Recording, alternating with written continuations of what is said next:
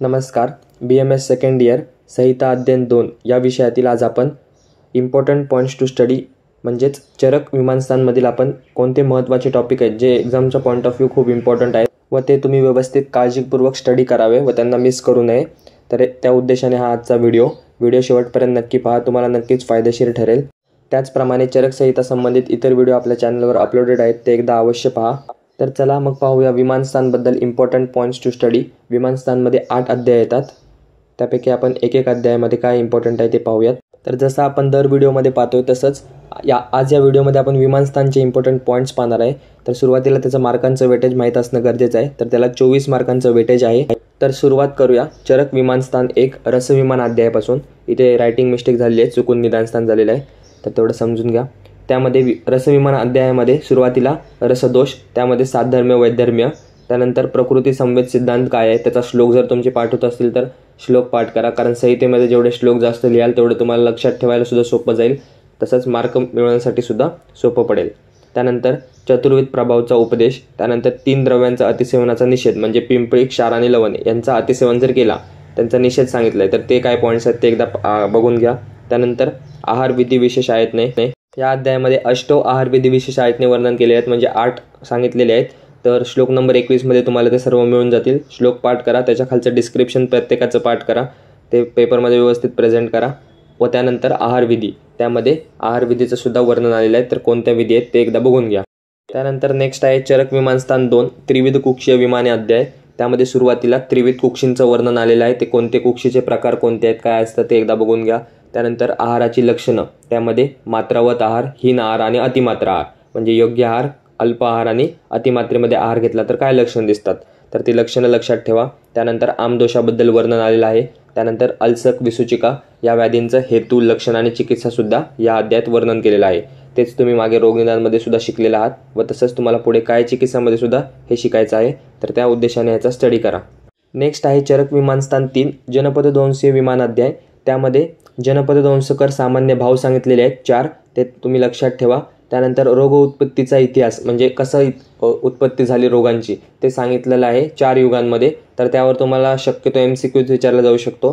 त्यानंतर अपतर्पणाचे प्रकार सांगितलेले आहेत 3, ते एकदा पाहून घ्या. त्यानंतर देशाचे प्रकार सांगितलेत.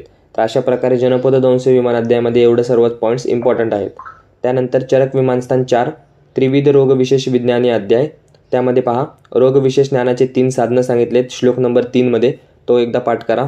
त्यानंतर आप्तोपदेशाने होणारे ज्ञान, त्याचं सुद्धा वर्णन आलेलं आहे, ते एकदा पाहून घ्या. त्यानंतर प्रत्यक्षाने कशी परीक्षा केली जाते, कोणत्या प्रकारे केली जाते ते एकदा बघा. म्हणजे तुम्हाला या अध्यायामध्ये जे आपण पदार्थ विज्ञानमध्ये प्रमाण शिकलो होतो, प्रमाण विज्ञान, ते तुम्हाला या अध्यायामध्ये येणार. नंतर अनुमाननीय भाव, त्याचा एक सुंदर टेबल दिलेला आहे चरक संहितामध्ये, तो तसा लक्षात ठेवा, रिवाईज करा, तो खूप इम्पॉर्टंट आहे. तर हे होतं त्रिविध रोग विशेष विज्ञानी या अध्यायामधील इम्पॉर्टंट पॉईंट्स. नेक्स्ट आहे चरक विमानस्थान 5 स्त्रोत विमान अध्याय. आता स्त्रोत विमान अध्यायामध्ये इम्पॉर्टंट सांगण्याआधी तुम्हाला एक गोष्ट सांगतो की तुम्हाला या अध्यायामधले जे श्लोक आहेत ते तुम्हाला पाठांतर असणं गरजेचं आहे. श्लोक जर पाठ असतील तर तुम्हाला हा अध्याय पूर्णपणे समजून जाईल किंवा पेपरमध्ये सुद्धा त्याचे आन्सर्स लिहिता येतील आणि शक्यतो याच्यावर प्रश्न विचारला जातो. तर पहा सुरुवातीला स्त्रोतसांचे प्रकार, किती आचार्यांनी किती सांगितले, कोणता नाही सांगितला, त्यानंतर अंतर्मुख बहिर्मुख ते सर्व स्त्रोतस, त्यांची संख्या, हे सर्व इथे तुम्हाला येणं गरजेचं आहे. त्यानंतर स्त्रोतसांचे मूल. आता तुमचं हा अध्याय जर तुम्हाला परफेक्ट करायचा असेल तर तुम्ही काय करायचं की एका पेपरवर सुरुवातीला स्त्रोतस, त्याचं नाव, त्याच्यानंतर त्याचं मूलस्थान, त्याच्या स्त्रोतदृष्टीची कारणे, लक्षणे, त्याच्यानंतर स्त्रोतदृष्टीची चिकित्सा, अशा प्रकारे तुम्ही एक टेबलवर चार्ट जर बनवला तर तुम्हाला ते एक्झामच्या दृष्टीने सुद्धा इम्पॉर्टंट आहे आणि तुम्हाला रिवाईज करण्याच्या दृष्टिकोनातून ते सोपं पडेल. तर बघा, जमलं तर असंच करा. त्यानंतर स्त्रोतसांची दृष्टीची कारणे, लक्षणे याचे श्लोक खरं तर पाठ पाहिजेत, नसतील तर तुम्ही एक्सप्लेनेशन एकदा बघून घ्या. त्यानंतर स्त्रोतदृष्टीची सामान्य लक्षणे, तर श्लोक नंबर 22 मध्ये स्त्रोतदृष्टीची सामान्य लक्षणे दिलेली आहेत, कमीत कमी त्याचा श्लोक तरी पाठ करा. व शेवटी स्त्रोतसांची चिकित्सा सांगितलेली आहे, ती सुद्धा प्रत्येक स्त्रोतसाची लक्षात ठेवा. तर अशा प्रकारे हा स्त्रोत विमान अध्याय होता. त्यानंतर चरक विमानस्थान 6 रोगानिक विमान अध्याय. त्यामध्ये सुरुवातीला रोगसमूहांचा भेद दिलेले आहेत, त्याचा चार्ट दिला आहे, तो एकदा रिवाईज करा.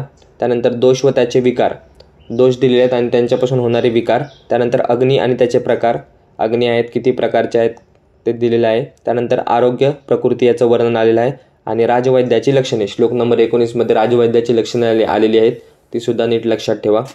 चरक विमानस्थान 7 व्याधित रूपीय विमान अध्याय, त्यामध्ये कृमींचं वर्णन आलेलं आहे. तर बघा, कृमींचे निदान, स्थान, आकृती, वर्ण, नाव, प्रभाव, उपचार हे सर्व तुम्हाला माहिती पाहिजे. त्यानंतर कृमींचे कोणते प्रकार आहेत, किती प्रकार आहेत, संख्या माहिती पाहिजे. त्यानंतर प्रत्येक प्रकारामध्ये सुद्धा सबटाईप सांगितलेले आहेत, तर त्याच्यासुद्धा नावं तुम्हाला माहिती पाहिजेत.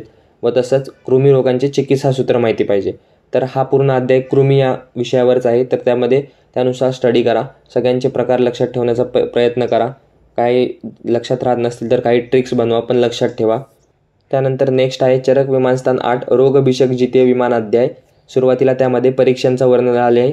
त्यामध्ये शास्त्र परीक्षा श्लोक नंबर 3 आणि आचार्य परीक्षा श्लोक नंबर 4 मध्ये वर्णन आलेलं आहे. ते एकदा बघून घ्या. त्यानंतर शास्त्रज्ञानोपाय, नंतर तद्विद्य संभाषा प्रकार. आता हा प्रश्न SAQला विचारला गेलेला आहे प्रिव्हियस इयरमध्ये सुद्धा, संभाषाचे प्रकार वगैरे, त्यामुळे ते नीट करा.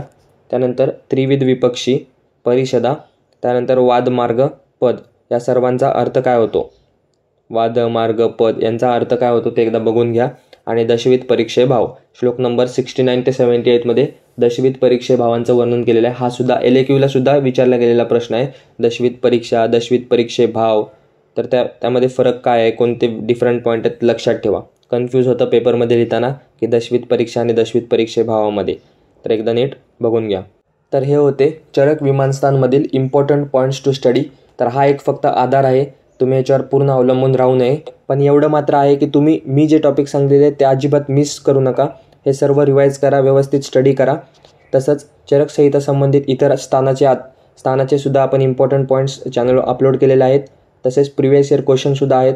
तर व्यवस्थित स्टडी करा. चरक संहिता हा सिंगल सब्जेक्ट आहे, मिनिमम 50 मार्कांचं पासिंग आहे.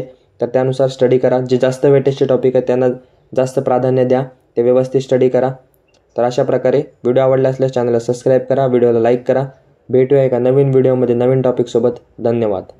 So guys, subscribe Ayurveda Essence for more such videos. You will get all handwritten notes here.